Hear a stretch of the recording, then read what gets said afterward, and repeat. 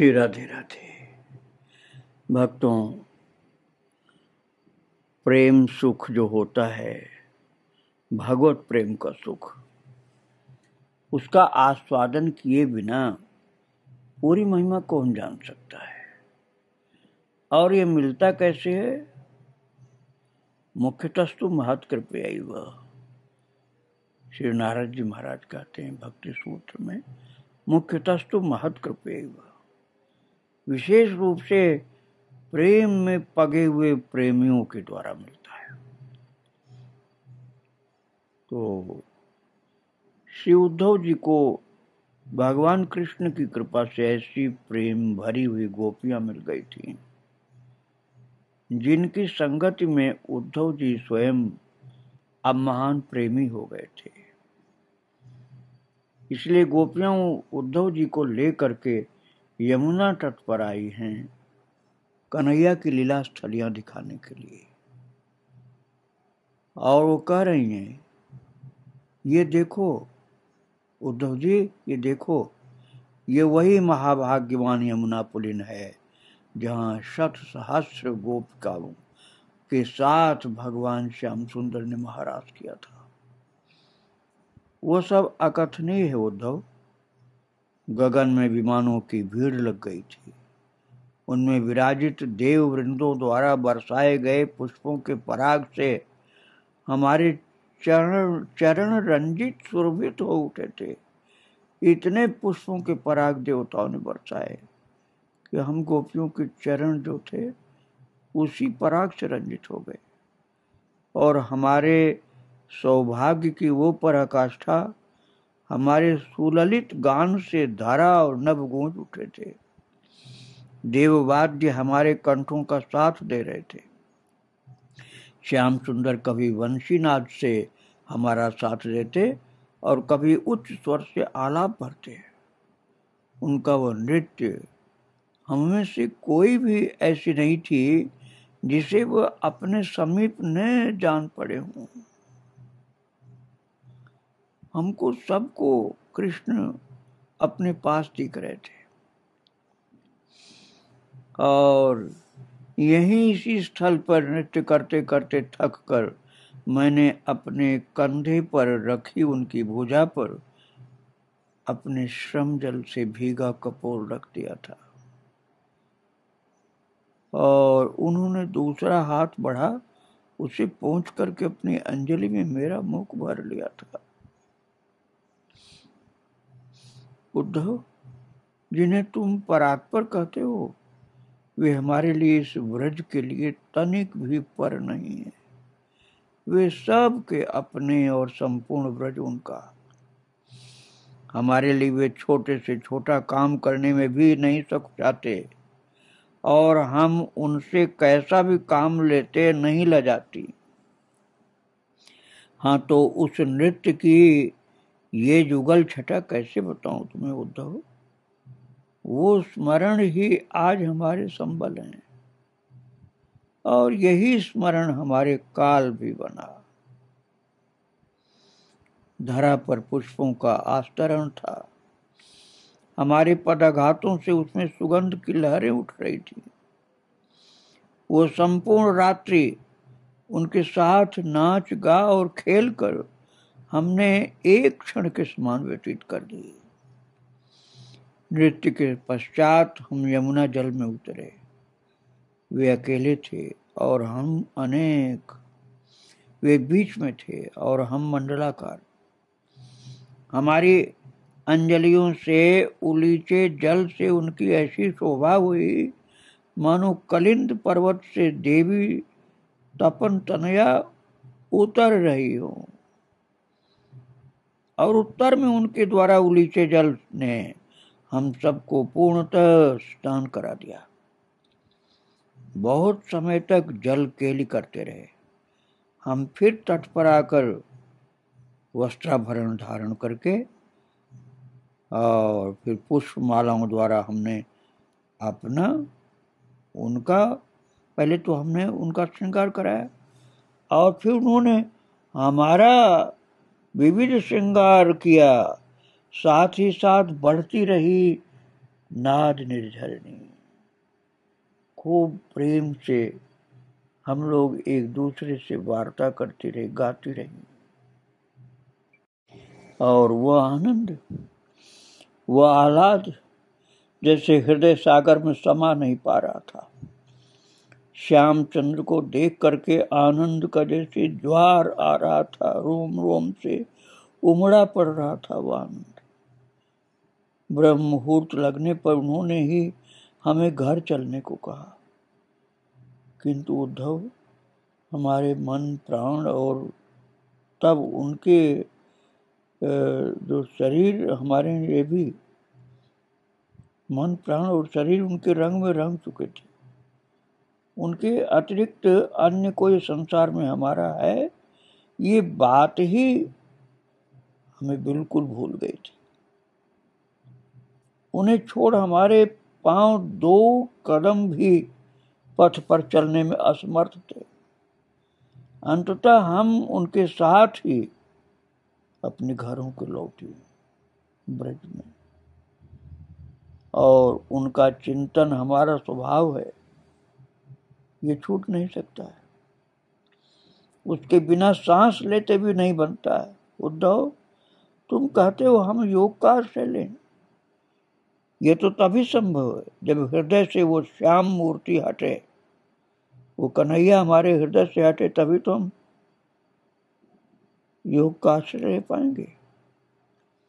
वो भुवन मोहन मधुर मुस्कान, वो निर्झर सा निर्मल मुक्त हास्य, और वह बड़े बड़े उनके नेत्रों की सेन है, स्नेह भरी दृष्टि, वो मनोहर वंशीनाद, वो प्यार भरी उनकी बतलावन, और वो उनके कोमल चरण कमल की एकदम अद्भुत चाल, क्या कहूं। उनकी एक एक चेष्टा में हमारे प्राण बसे हैं। और उद्धव जी जब वो अपने कमल चरण से गौचारण के लिए हमारे घर के द्वार के सम्मुख से निकलते तो हमारी विचित्र दशा हो जाती। दर्शन का उल्लास, दिन भर के विरह की आशंका और उनके सुकोमल चरण पीड़ा न देते। महाराज, ये हमें अधमरी कर देती थी चिंता कि उनके चरणों में कहीं कष्ट न हो जाए, उनके चरणों को पीड़ा न मिले, इसकी चिंता हमको हो जाती थी। हमारे हृदय मानो उछल करके पथ में बिछ जाने को आतुर होते थे कि हम अपना हृदय बिछा दें उनके चरणों के सम्मुख। सांझ को गौओं के साथ लौटते समय उनकी वो छवि, और वो छवि तुम देखते हो उद्धव, तुम उनकी प्रिय सखा हो, पर उस छवि के दर्शन का सौभाग्य तो हम ब्रजवासिनियों का ही था।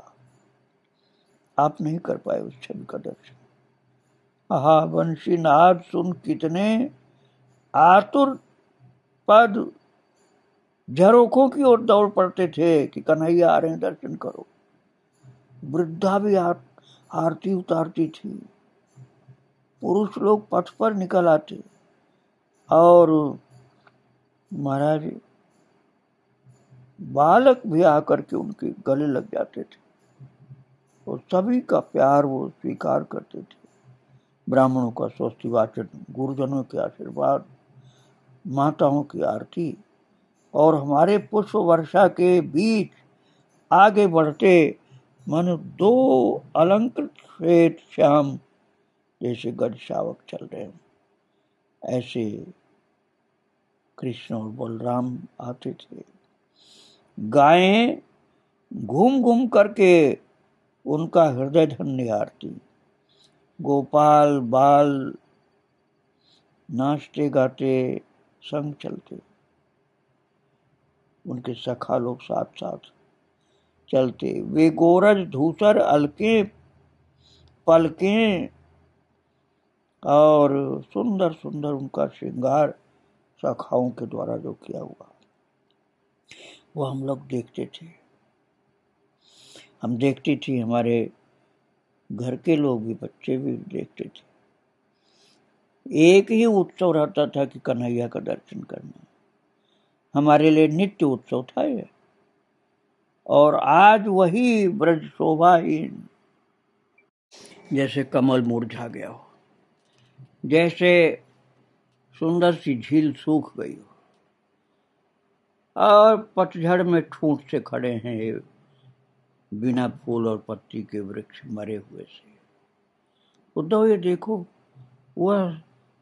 ये वही स्थल है जहाँ श्याम सुंदर ने पूर्ण चंद्र से युक्त उस शरद रात्रि में बंसी बजाई थी, और उस उन्मादी नाद के कर्णों में प्रवेश करते ही हम जैसे कोई वातग्रस्त सी होकर के भागती हुई उनके सम्मुख आई। और जानते उद्धव, उन्होंने हमारा किन शब्दों से सत्कार किया। कहने लगे, निशीथ काल में तुम्हारा यहाँ कैसे आगमन हुआ सखियों? कहीं ब्रज में कोई आपत्ति तो नहीं आ पड़ी? तुम इस चांदनी रात में वन की शोभा देखने आई हो? यदि ऐसा है तो अब तुम देख चुकी हो, अब अपने घर चले जाओ। और सदगृहस्थ की सती स्त्रियों को रात में इस तरह घूमना नहीं चाहिए। तो हम सब चकित होकर उनका मुंह देखने लगे। क्या कर रहे हैं श्याम सुंदर? क्या हम अपनी इच्छा से आए हैं? हम तो अपने अपने घर में अपने काम में लगी थी। और ये प्राण मनोहारी बंसी जो है ना, ये हमें तुम्हारे स्वर तंत्र से, बंसी को जो बजाए उसके स्वर तंत्र से बांध कर हमें खींच के लाई। और उसकी ध्वनि में कितना आकर्षण है, कैसे हम बताएं। प्रत्येक ने अपने अपने नाम का आवाहन सुना इस ध्वनि से। हम गोपियों का नाम इसमें प्रकट हो रहा था। और अब हम घर में रुकने लायक स्थिति में ही नहीं थी, खींची चली आ रही थी। इसीलिए तो किसी के हाथ में चम्मच, करछुल, बेलन, रसोई घर का सामान, सिंदूर की चुटकी, हाथ में लगा हुआ काजल, उल्टे सीधे वस्त्र, नहीं तो ये ऐसा कैसे होता? हम तो भूल गए कि हम क्या कर रही थी। कोई रसोई घर से भागी आई, कोई श्रृंगार करती हुई भागी आई। और तो उन्होंने कहा, देखो सखियों, यदि तुम मेरे प्रेम वश अथवा बंसीनाद सुनने के लिए आई हो तो वो भी अब हो चुका, बंसी भी सुन लिया। अब समय ज्यादा हो रहा है, कहीं तुम्हारे घर में न पाकर तुम्हारे परिवार के लोग खोजने न निकल पड़े। यदि मेरे प्रेम वश आई हो तो ये कोई अपराध नहीं है, ठीक है, लेकिन चर अचर सभी प्राणी मुझसे प्रेम करते, इसलिए आना कोई गलत नहीं। किंतु दूर रह करके मुझसे जितना प्रेम किया जा सकता है उतनी तीव्रता समीप रहने पर प्रेम में नहीं आती। अतः तुम घर लौट करके अपने कर्तव्य पालन में लगो। धर्म ही स्वर्ग और अपवर्ग का मूल है। मैं भी धर्म पालन से ही प्रसन्न होता हूँ। अपनी दशा हम कैसे कहें उद्धव, क्या कहें। सिर नीचे झुक गए, नेत्रों से निकला हुआ जल पृथ्वी को सिंचित करने लगा, होठ सूख गए।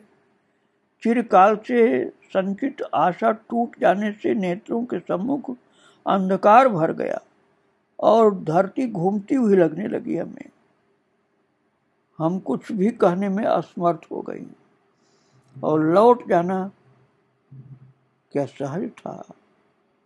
लौटने की हिम्मत हमारे अंदर नहीं रह गई थी। श्याम सुंदर ये स्वर सुन करके एकाएक हम में पुनः आशा का संचार हुआ। श्री किशोरी जी कह रही थी, ऐसी अनीति मत करो मोहन, हमारी बहुत दिनों की आशा को यूं मत मिटाओ। हम इस निशा में घर से बाहर आई, इसमें हमारा क्या अपराध? तुम्ही ने बंसी में नाम ले लेकर के हमें पुकारा। तुम्हारा रूप, चेष्टाएं और कर्म देखकर हम सहज ही तुम्हारी दासी हो गई है। कहो तो त्रिभुवन में ऐसा कौन आंख कान वाला प्राणी है जो तुम्हें देख करके, तुम्हारी वाणी और वंशीनाद सुन करके तुम पर न्यौछावर न हो जाए। गोपियों ने कहा, हम तो वैसे ही अबला हैं, अब तुम्हारे अतिरिक्त हमारी कोई गति नहीं, प्राण त्याग के अतिरिक्त कोई उपाय नहीं, किंतु तुम्हारे दर्शन का लोभ हमें मरने नहीं देता। मनमोहन, तुम सभी प्राणियों के अनुकूल हो, हमसे ही ऐसा क्या अपराध बन पड़ा कि ऐसे प्राणांतक वचन सुनने पड़े। देखो, इन वृक्षों, वनस्पतियों, रात्रि और चंद्रमा को सुख प्रदान करने तुम घर छोड़, निद्रा त्याग यहाँ आ बैठे हो, और धरती को प्रसन्न करने को धरा पर बिना कोई पदत्राण अर्थात बिना कोई जूता चप्पल धारण किए, बिना कोई पादुका धारण किए तुम विचर रहे हो। गुरुजनों के समीप बैठ तरह तरह की बालोचित चेष्टाओं और वचनों से सुख देते हो। पशु पक्षियों को क्या कहें, वे दिन रात तुम्हारे संग लगे रहते हैं। सबसे अधिक सौभाग्यशाली तो हैं तुम्हारे सखा, जो दिन भर साथ रहकर भी विभिन्न प्रकार की क्रीड़ा करते हैं, फिर भी अघाते नहीं। रात्रि में नंद भवन से उन्हें लाने में उनके माता पिता को बड़ी कठिनाई होती है। कहो तो हम अभागिनियों को तुम्हारा साथ क्यों दुर्लभ है। प्रातः गौचारण के लिए जाते और सायंकाल लौटते हुए बहुत थोड़े समय के लिए तुम हमारे नयन अतिथि बनते हो।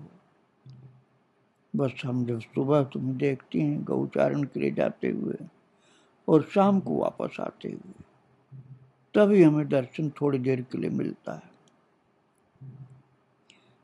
और उसमें भी हमारी आंखों की दो पलकें जो हैं, विधाता दुष्ट इतना है कि ये बना करके लगातार हमें देखना नहीं देता, पलकें गिर जाती हैं बीच बीच में।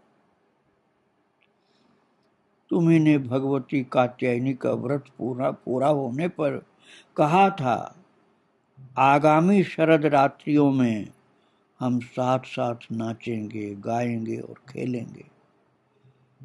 जब ये धन्य घड़ी आई तो तुम एकाएक ऐसे निष्ठुर कैसे बन गए।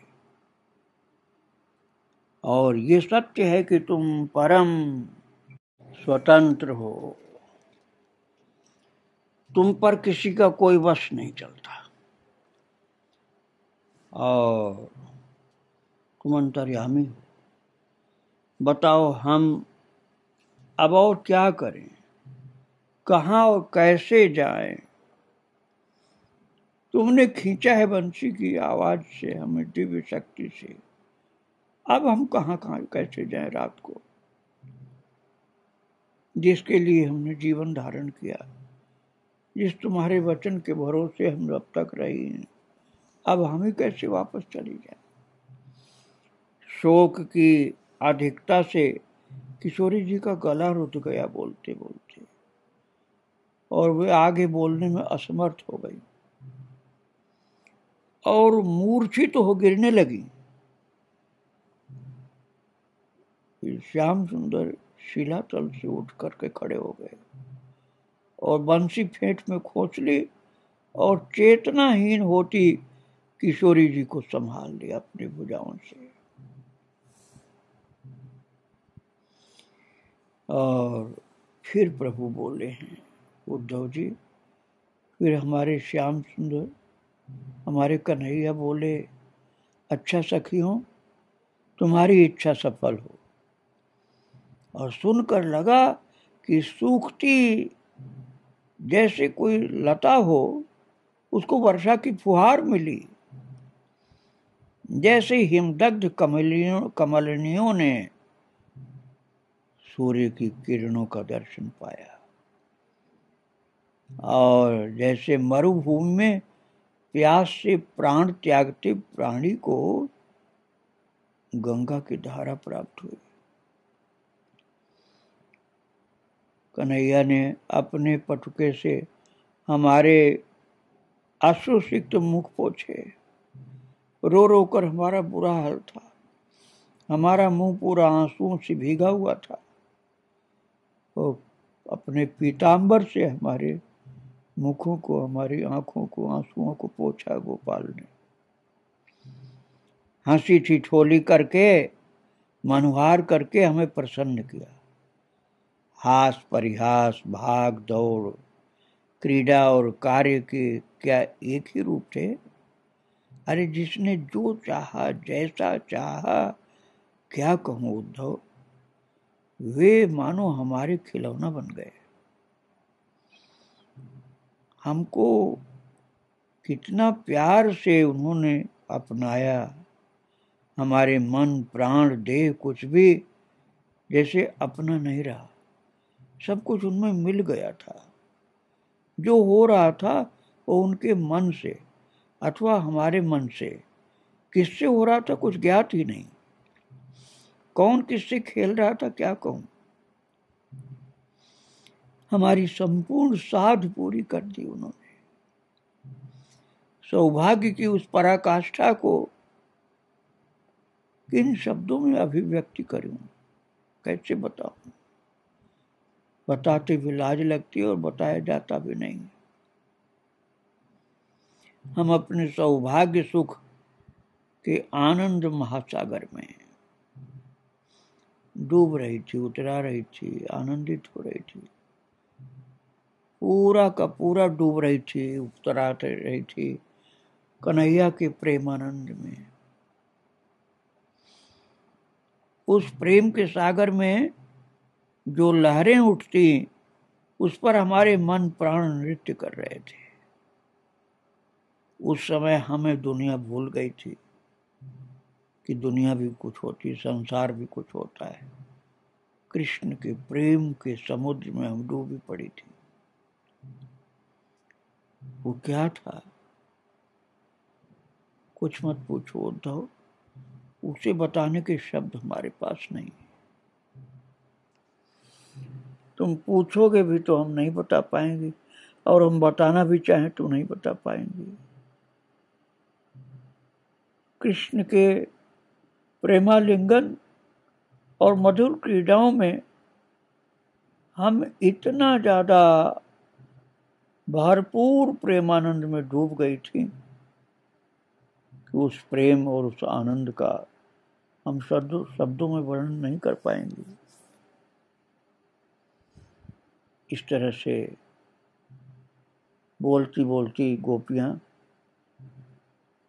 उस प्रेम की समाधि में यमुना जी के पुलिन पर, यमुना जी के किनारे थोड़ी देर के लिए लुढ़क गई हैं। और भाग्यशाली उद्धव को गोपियों के मधुर प्रेम भरे शब्दों को सुनते सुनते पहले तो बहुत आंसू गिरी, फिर वो भी प्रेम समाधि में ही डूब गए।